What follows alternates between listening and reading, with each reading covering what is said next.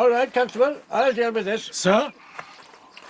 Now, gentlemen, I am Inspector Martin of the Norfolk Constabulary, and this is a restricted area. Now, your names, please. I'm Dr. John Watson, and this is Mr. Sherlock Holmes. Mr. Holmes? But this is astonishing. The crime was only committed at 3 this morning. How in the world did you hear about it so quick? We didn't hear about it. We anticipated it and came in the hope of preventing it. How did Mrs. Cubitt meet her death? Mrs. Cubitt? Mrs. Cubitt is still alive. Still alive? Oh, thank God. Well, then what crime has taken place here? First, sir, are you acting for the lady? No, for her husband. He's extremely concerned for Mrs. Cubitt's safety. Well, Mr. Holmes, I'm sorry to have to inform you that it's your client who's been murdered. By his wife.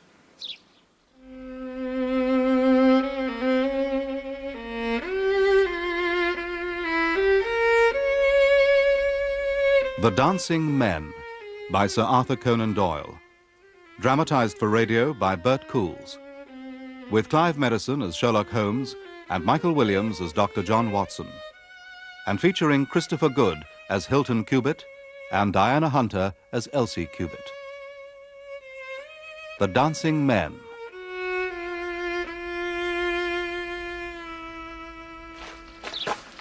It's a terrible business. She's for the gallows, if she lives. What do you mean? Her condition's critical. The doctor's with her now.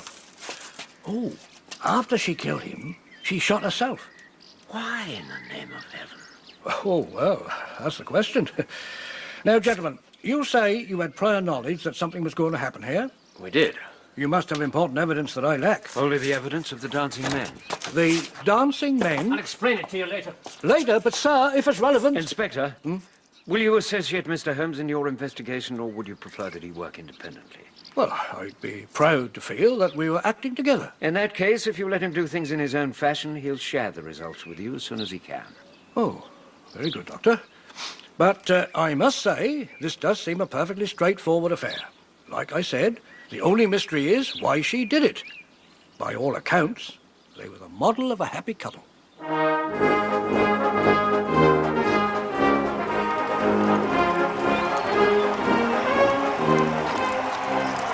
Oh, Hilton, this is wonderful. Yes, isn't it?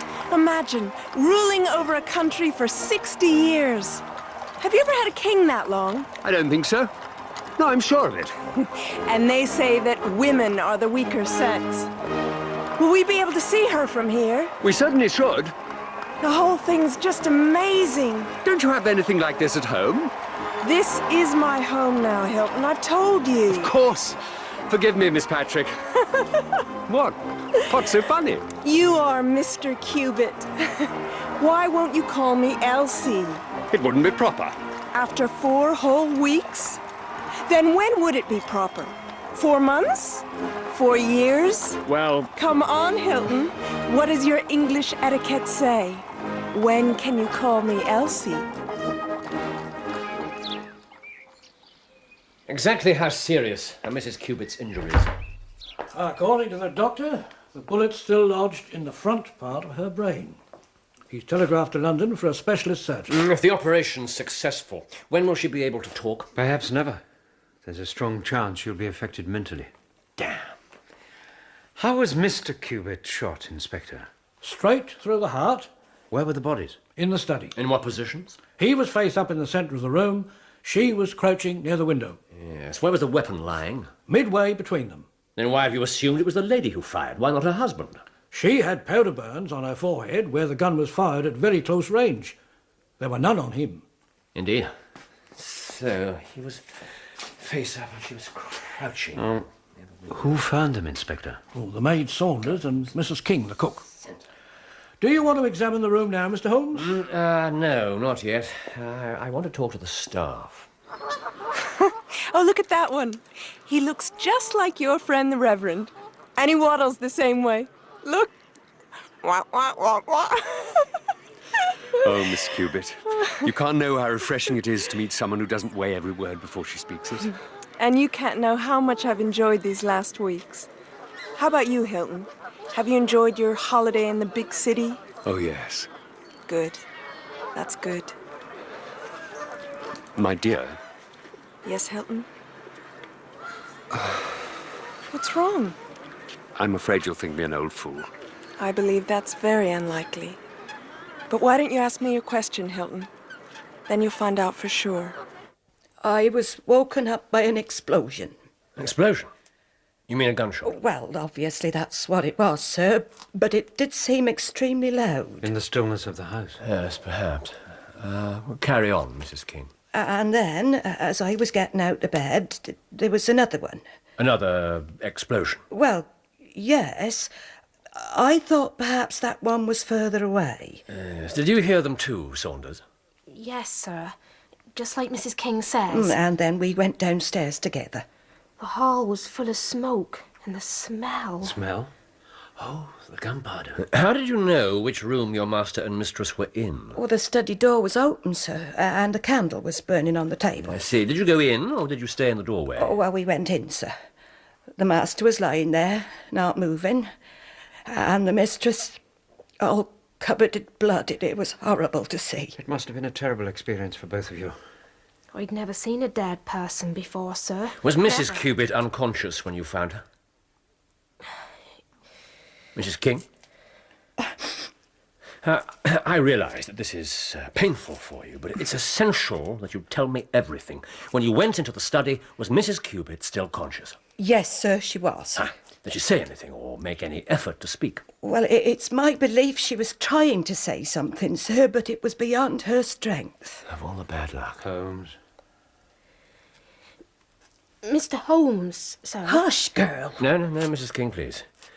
What do you want to say, Saunders? Well, begging your pardon, sir. But what they're saying, that my mistress killed the master, well, it just can't be true, sir. She couldn't do it. She wouldn't, not in 1,000 years. You must believe that.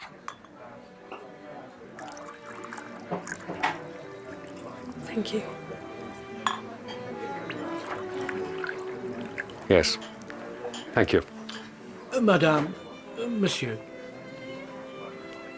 Well, my dear, to the future. Oh, yes. To the future.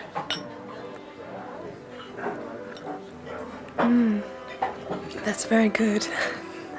Thank you, Hilton. I've never had a better excuse to drink champagne. Nor I. Elsie, my dear, forgive me, but is everything all right? I'm the one who should be asking for forgiveness. I'm spoiling this beautiful dinner. What's wrong? May I help? Hilton, there's something I want to say to you. Go on. I've had some very disagreeable associations in my life. I want to forget all about them. The past is very painful to me. My dear... If you take me, Hilton... If you take me, you'll take a woman who has nothing that she need be personally ashamed of. But you'll have to take my word for it. Promise me you won't ever ask about anything that has happened before we met. If you can't promise, if that's too hard, then go back to your Norfolk and leave me here alone. I've booked the carriage for 10:30 tomorrow morning. We don't want to be late at the registry office. Thank you. Thank you. Now, let's have some more champagne. The windows in the study, were they open? There's only one, Mr. Holmes. It was closed and fastened. You can confirm that, Mrs. King? Yes, sir. You said that the hall was full of smoke. When you left your bedrooms, did you smell the gunpowder straight away, or not until you arrived downstairs? Oh, straight away, Mr. Holmes, sir. Yes, sir, that's the truth. As soon as I came out, it hit me. Ah, a significant detail, Inspector. I commend it to your attention. And this is Mrs. King, our cook. Mrs. King, Ma'am? it's going to take me a while to get used to that. Yes, ma'am. Mrs. King's steak and kidney pudding is unequalled in the county. I love steak and kidney pudding. I hope there's someone here who's good at letting out dresses. Oh, that would be Saunders, ma'am. This is Saunders, my dear. The housemaid. Hello, Saunders. Ma'am. Are you really good with a needle? Well, that's not for me to say, ma'am. Oh, come on. Don't be modest. Mrs. King? Best I've ever seen, ma'am. Well, bring me some of your work after dinner tonight, Saunders. I'd like to see it. Ma'am? If I'm going to be a proper English lady, I'm going to need a lady's maid. Now, aren't I? Oh, yes, ma'am. Thank you, ma'am. Good. Thank you all for your wonderful welcome. I'm going to be very happy here. There. 2 cartridges fired, you see? Yes, indeed. And it was lying... Exactly, here. Here. Ah, yes. Yeah. Doctor? At least there's a good chance it was painless. Death was instantaneous. It's likely. According to the local doctor, the bullet struck him in the chest, he collapsed backwards and fell as you see him. Yes, I'd agree with that. The bullet's still in his body, Holmes. And the bullet that injured the lady is still in her brain. That's correct. So, 2 shots fired and 2 bullets accounted for. Exactly. Then how do you explain the bullet that struck the edge of the window here? By George, however did you see that? Because I looked for it.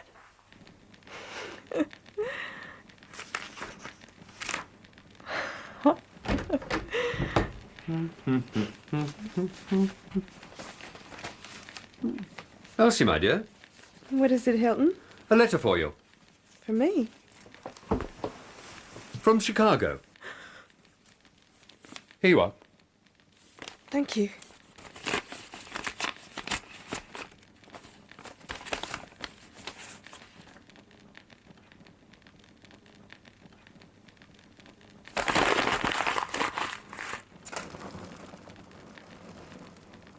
My dear. Hilton. Of course. I shall be in my study until lunch. Enjoy your book. This turns the whole case around. If a 3rd shot was fired, a 3rd person must have been present. Yes, quite so. Well, who was he? I mean, how did he get away? All the doors and windows were fastened. But when Mrs. King and Saunders left their rooms, they were immediately conscious of the smell of gunpowder. Yes, you said that was important. I'm afraid I didn't quite follow It was you. only moments after the guns went off. The fumes couldn't possibly have spread so rapidly without a through draft. Ah, so when the shots were fired, this window must have been open. Not all of the shots, necessarily. But how did it come to be shut when the servants arrived? Watson, you'll confirm that a person in shock frequently performs the most mundane, everyday tasks, quite unconsciously, I mean. Such as closing a window. Yes, that's quite true. By George. Now, is this Mrs. Cubit's handbag? Yes, it is. Has it been moved? Only just enough to examine the contents. That's exactly where it was dropped. Thrown. You can see where it struck the edge of the desk before it fell.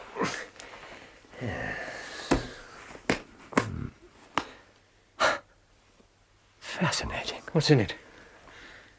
Good heavens. How much, Inspector? 20 £50 notes, gentlemen. Gracious me. £1,000. A singular lady. Oh, Hilton. Oh, my dear. Did I startle you? No, of course not.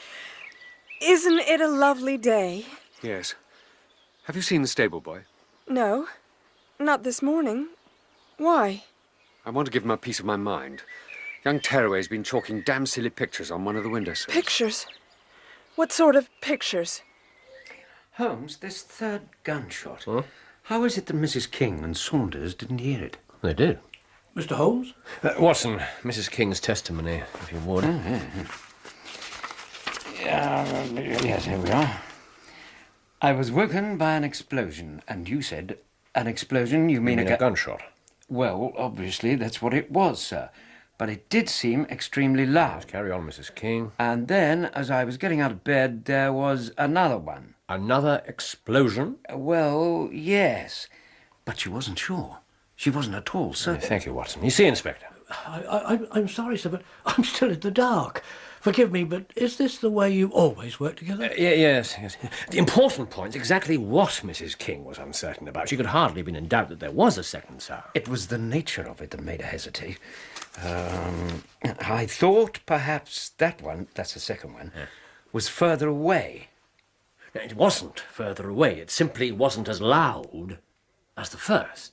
An explosion followed by an ordinary gunshot. But of course it wasn't an explosion. It was two guns going off simultaneously. By George! Well, it explains everything. Gentlemen, I don't know what to say. This is wonderful. Yeah. I rather think we've exhausted all this room can teach us. Let's see what fresh evidence the garden has to offer. Look at that. And to think I wasn't going to check out here at all. It's never wise to accept the first conclusion that presents itself. What can you read from the footmarks? Yes. Let us see. Yes. A man. Tall, but not heavy. It's probably not old. No. Yes, he approaches very cautiously. Yes, is it the right window? It is. Yes. Stands here for some little time. And then, runs off. Yeah. Now.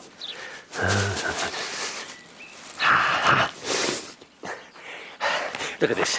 What have you found? The cartridge from the third bullet. Oh. The gun had an ejector. Yes, this is American.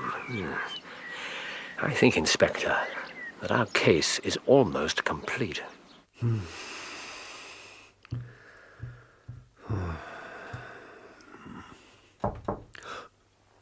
Beg pardon, sir. May I speak to you? Of course, child. Come in. Thank you, sir. What is it? It's the mistress, sir. We're all really worried about her, sir. Yes, Saunders, so am I. Forgive me, but is she ill, sir? Should we send for Dr. Cartwright? No, Saunders, I don't think that a doctor can help. Isn't there anything we can do? Yes. Yes, I believe there is. Tell Arthur I shall want the trap first thing in the morning. I'm going to London. Inspector, there are several points that I've not been able to explain to you yet. You said something about dancing men. Now that I've got so far, I'd best proceed on my own lines and clear the whole matter up once and for all. Oh, just as you wish, Mr. Holmes. So long as we get our man. Doctor? Heck. Oh, we shall. Yes, I have all the threads in my hand. Oh, that's good enough for me. Now, first of all, there's an inn or an hotel in the neighbourhood known as Elridge's. Yeah. Oh, I'm sorry, sir. No, there isn't. Not that I've ever heard of. There must be. Assemble the staff. I've lived here all my life, sir. There's no such inn. I'm sorry, gentlemen. There's old Ted Elridge. Ted Elridge? Who's he? Well, he's a farmer, sir. That's right. Though Lord knows he's not so active these days. I haven't heard word of him in a 12-month or more. Is it a lonely farm? Oh, very lonely, sir. Perhaps they haven't heard of what happened here during the night. Oh, maybe not, sir. Saunders, I want to send a note there. Tell the stable boy to saddle up.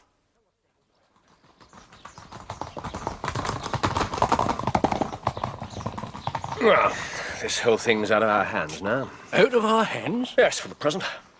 If you'd like to stroll with us a while, I think we can help you pass an interesting and profitable hour. The first we knew of this whole business was when Mr. Cubitt engaged Holmes to look into the mystery of the dancing men. The dancing men? Well, they keep cropping up, whoever they are.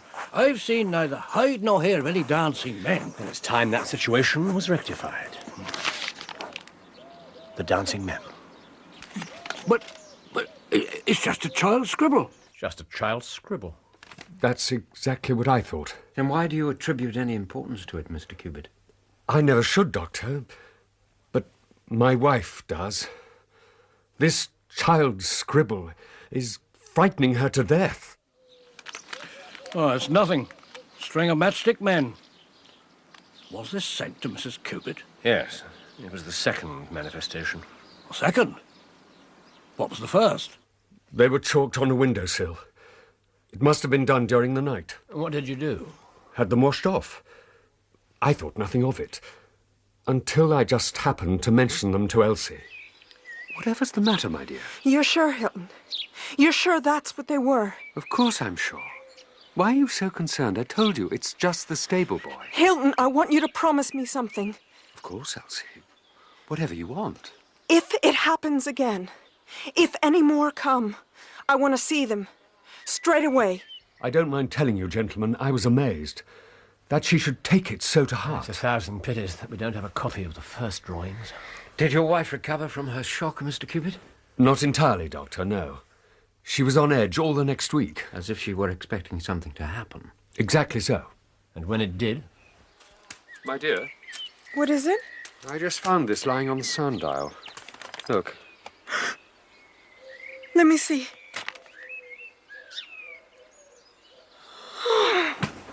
She fainted? Just from the sight of this? That doesn't sound like the woman the staff have described to me. Quite. Level-headed, independent and strong was Mr. Cupid's own assessment. So you can understand his anxiety. That was yesterday morning, gentlemen. Since then, she's looked like a woman in a dream. I swear there's terror lurking in her eyes. Did you consider going to the police? They'd have laughed at me. But I know that you won't laugh at me. You'll tell me what to do. I'm not what you'd call rich, Mr. Holmes, but I'd spend my last copper to shield my wife from danger. Don't you think that your best plan would be to make a direct appeal to your wife? To ask her to share her secret with you? A promise is a promise, Mr. Holmes. If Elsie wanted to tell me, she would. It's not for me to force her confidence, but I'm justified in taking my own line. And I will. Then I'll help you. With all my heart. What did you do? Well, it was obvious that these hieroglyphics had a meaning, but this one sample was so short that I could do nothing. We told Mr. Cupid to come back here. With instructions, presumably, to make a copy of any fresh dancing men messages. I take it we can call them messages. Exactly so, Inspector. How long did you have to wait? A fortnight? I tell you, gentlemen, this business is killing my wife by inches. It's as much as flesh and blood can stand. Take this, Mr. Cupid. Thank you, Doctor.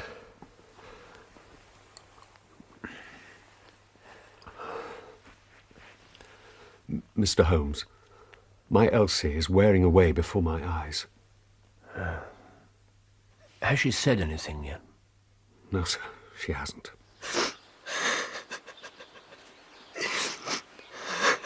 Elsie? Elsie, where are you? Oh, there you are. Why are you sitting all by yourself? Hello, Hilton. Oh, my love. If only you knew how it hurts me to see you so miserable. I do know it. I do. Hilton, My dear, your family... It's a very ancient one, isn't it? it is. The name goes back centuries. Centuries. And I know you've always taken great pride in your reputation and your honor. Well, yes, of course. What would happen? Just supposing... Go on.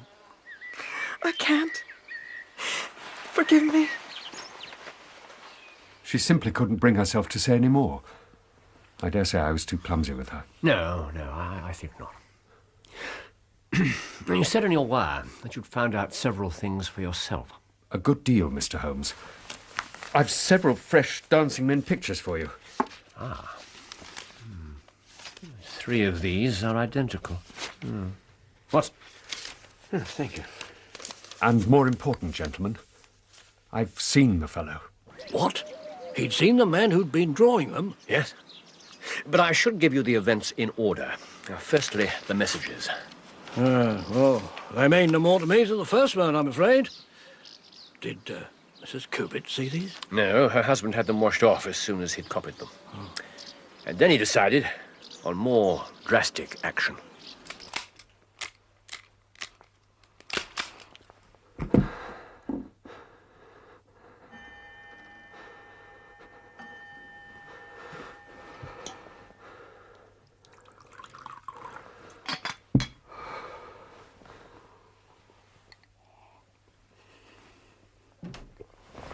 Who's there? Hilton!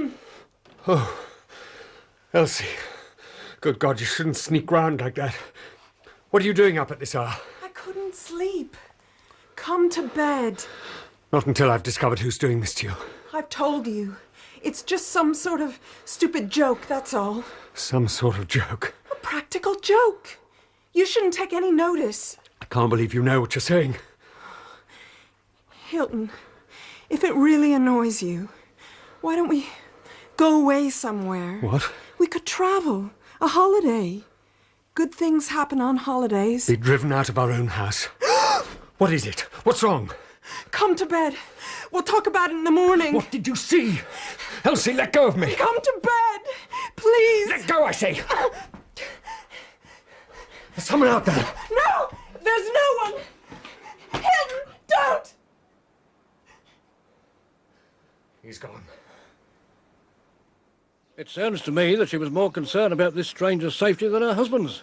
This is beginning to look rather sordid. I'm afraid that Mr. Cubitt was of the same opinion, Inspector. Well, it wouldn't be the first time. Anyway, now you had a lot more of these figures. Did that help at all? What's this? Up. The leg. Yes, if these symbols are purely arbitrary, it may well be impossible to solve, but yes, if they're systematic... What? Just a straightforward substitution code? One man equals one letter. One letter, exactly, yes, exactly. Why are some of them upside down? Probably because it would be difficult otherwise to find 26 variations. I mean, once you've exhausted arms up, down, or bent and legs the same, there's not much left. True enough. Yes, I'm more concerned at the moment with why some of them appear to be carrying flags. Well, I suppose it could have been just another variation, like being upside down. But I don't imagine it was that simple. As it turned out, Inspector, yes, it was. Yes, there. The arm... there. Holmes, for goodness sake, have a break. Come and eat some. Yes, soon. Yes. Oh! Whatever's the matter? Oh, what's become of my brain? Look. You see? There, and there, and there, and there. I don't follow. The flags. Each flag marks the end of a word. Oh, I should have seen that hours ago. After that, it was simple. Simple? Well, comparatively speaking. I'm familiar with at least 160 different forms of secret writing, but this one was new to me. Well, I can't imagine how you'd even begin. Well, everything hinges on the fact that E is the most common letter in the English alphabet. You'd expect to find it most often in any message, even a short one. Now, after E, the order's not so well marked, though speaking roughly, it's T, A, O, I, N, S, and H that come next. Oh, by It George. helped that the lady's name was Elsie. We had 3 messages with E blank blank blank E as their final word. And so you got the L, the S, and the I. Well, what about the rest? Well, naturally, the more letters I got, the easier it became.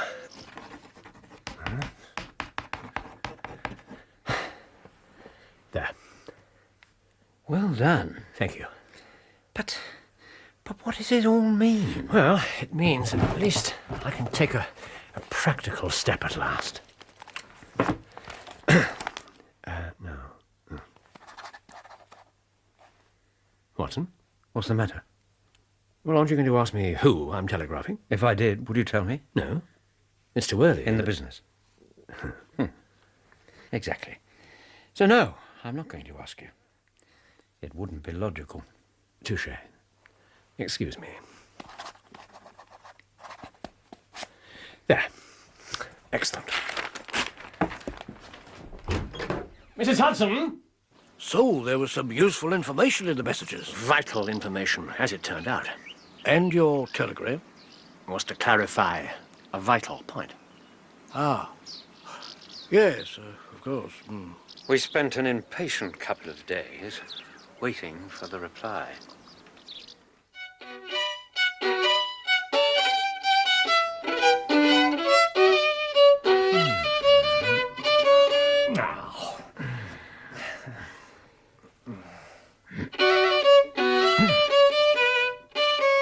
Damn!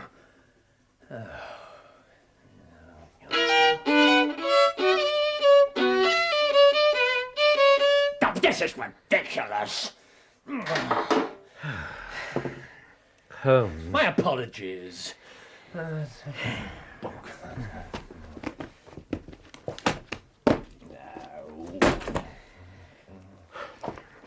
Holmes? What do you think of The Empty House? What?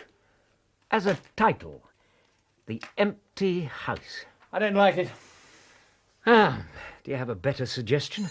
Ah. Damn. Who was it? Butcher's boy, late delivery. Ah. Look. Look, perhaps we should go there. Yes, we're... To Norfolk, of course. This telegram you're waiting for, is it really so crucial? To blunder in without all the facts could be as dangerous as doing nothing at all. I wasn't suggesting we should blunder anyway. More dangerous. Then we've no option but to wait. None. Why hasn't he replied? I might be in a better position to answer that if I knew who he is. Watson, your patience puts me to shame. A drink? Yes, thank you. Enforced inactivity gives the opportunity for reflection and contemplation. It's a valuable thing and should be welcomed with joy. Really? So the theory says. Here. Yes, thank you. To patience. Yes, I'll drink to that. Another theory says that patience is always rewarded. Do you believe it? Yes.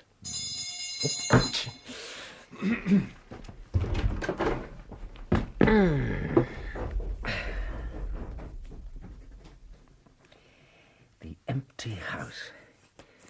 Yes. Good. Oh, dear.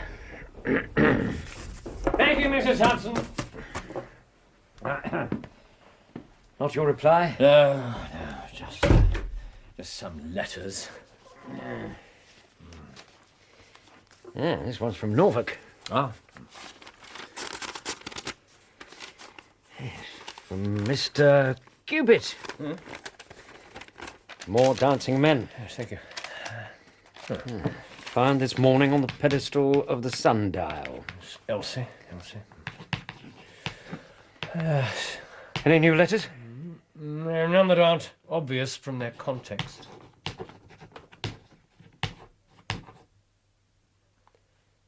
We've let this affair go far enough. Look.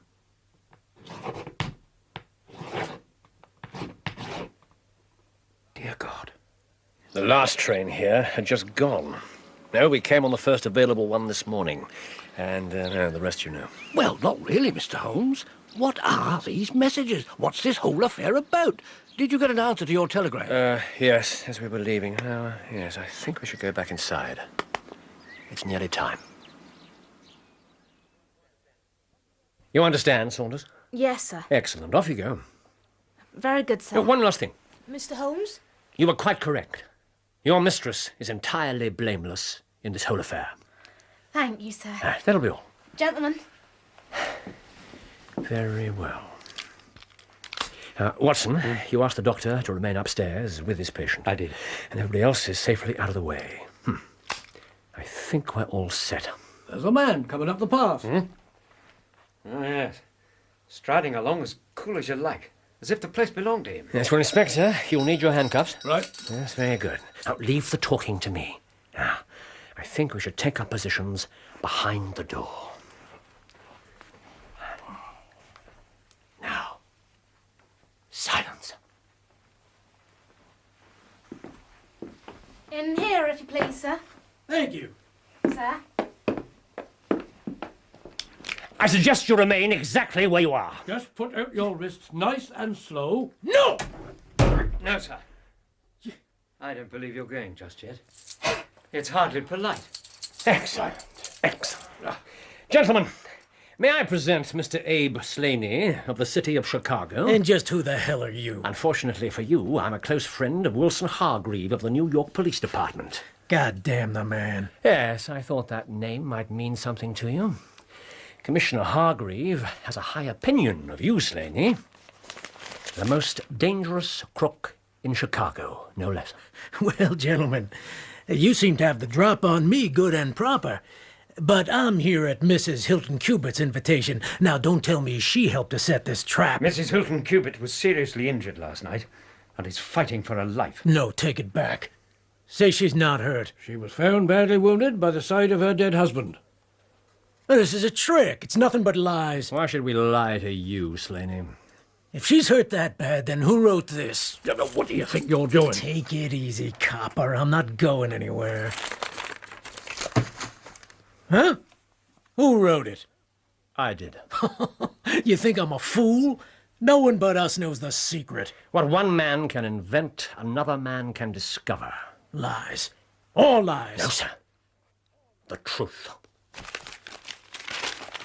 Am here Abe Slaney. At Elridge's. Come, Elsie! Come, Elsie! Come, Elsie! Well, if I shot the man, he had his shot at me first, and there's no murder in that.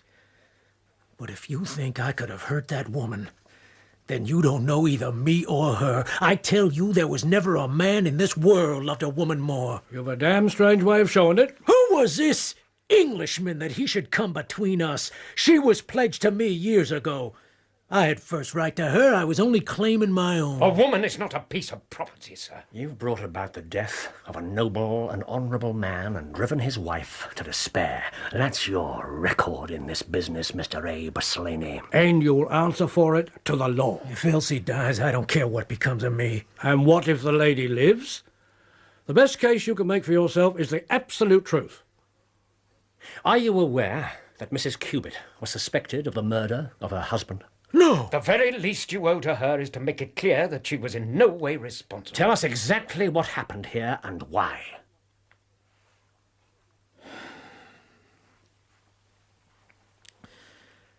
There were 7 of us in a gang in Chicago. Aunt Elsie's father was the boss. He was a clever man. It was him who invented that code that would pass as a child's scrawl, unless you happen to have the key to it. And Elsie learned it from him. Oh, she had his brains even when she was little. She learned a good few of our ways, but she couldn't stand the business. She had a bit of money of her own. Honest money. Yeah! Honest money. So, as soon as she was old enough, she gave us the slip and got away to London. Where you tracked her down and made her life a misery.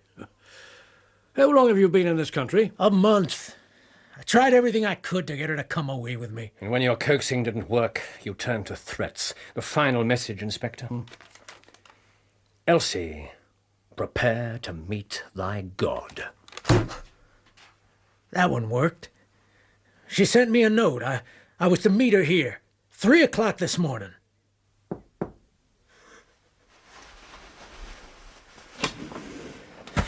Oh, Elsie. Abe, It's good to see you again. you've got to leave me alone. What? When you said to come here... Are you mad? You couldn't have thought I'd run away with you. Elsie, I love you. Doesn't that mean anything? And I love my husband. My husband, Abe. Now look, What the hell is that? it's money. All I've got. Take it and go. You think you can pay me off like some servant? Please, Abe. Put it away, damn you! No. I'll do it for you. There. Now go and get dressed. You're coming with me. No. You want to? You know you do. Don't you remember how good it was? Let go. What's going on? Elsie, Hilton. I asked you a question.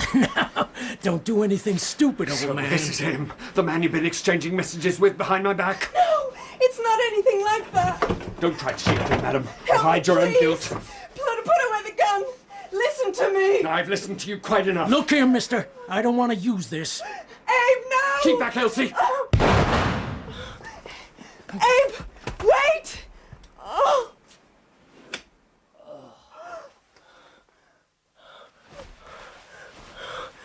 Hilton, my love. Oh, God. I'm sorry. I'm so sorry.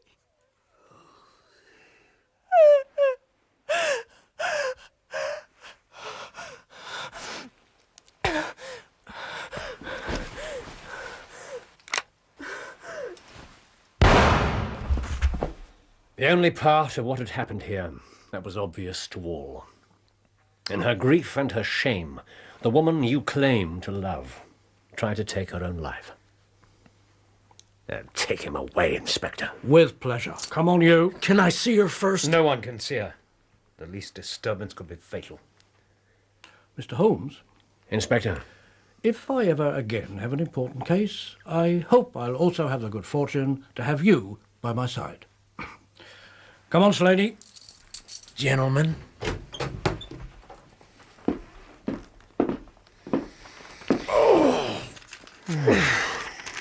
What does it say, your note to him? Simply, come here at once. The content didn't matter, only that he was convinced that it came from the lady. So, the dancing men served a purpose for good at last. Yes, and you have something unusual for your notebook. Yes, indeed. But I doubt if I'll ever write it up. What? Well, we failed, didn't we? An innocent man killed, his wife at death's door. Yes, and there's something else. Something Slaney said. Ah, yeah. Will a jury see it his way, do you think? It's impossible to say. In any case, speculation's pointless. We'll know soon enough. It's in other hands now. Yes, you're right, of course. But if I had any say in the matter... Let it lie, my friend. 8 minutes past. 3:40 is our train.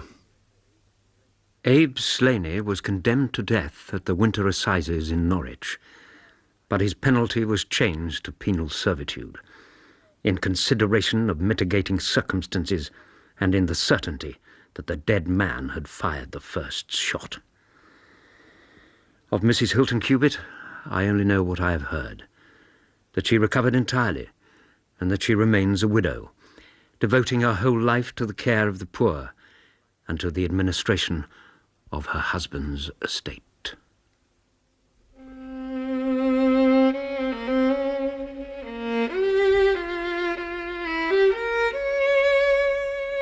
In The Dancing Men, Sherlock Holmes was played by Clive Merrison and Dr. Watson by Michael Williams, with Christopher Good as Hilton Cubitt, Diana Hunter as Elsie Cubitt, and John Geracio as Abe Slaney.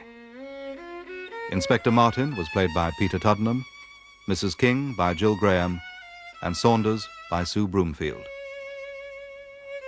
The violinist was Leonard Friedman.